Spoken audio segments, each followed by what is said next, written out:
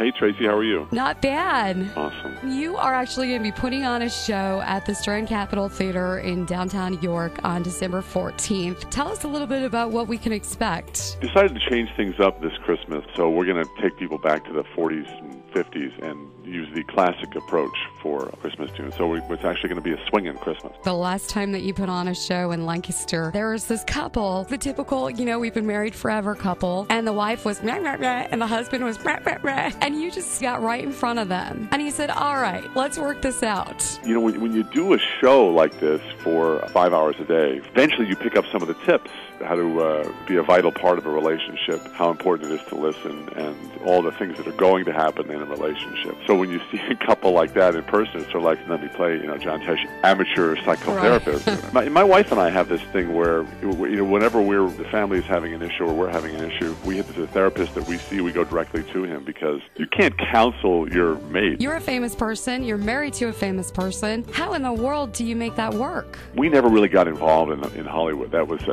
It just sort of happened naturally. I mean, I was in that world for so long, working for Entertainment Tonight, and my wife, Connie, was acting in it, but we never went to any of the parties. And it wasn't sort of like, oh, we're not going to the parties. You just get too busy. I think the other thing is just being around people who are not in the business. And then we're careful with the travel. We just did a piece about pro athletes having an 80 to 90% chance that they're going to cheat. How do you come up with that figure? You buy into that idol worship. You're away from your wife or your husband 60, 70% of the time. So that was a big deal for us, was staying together and not buying into the Hollywood thing. And the Hollywood thing, by the way, is so, after doing Entertainment Tonight for 10 years and seeing what it is, it can really destroy any relationship. And I would imagine that it's incredibly superficial, which of course doesn't bring happiness. Yeah, and what happens is now happening to kids where anybody can be famous. There's a whole big problem with sexting now, where a girl will send a boyfriend a picture she shouldn't be sending, and then they break up, and the guy sends it around to everybody in the school, and then there's suicides that we have to deal with.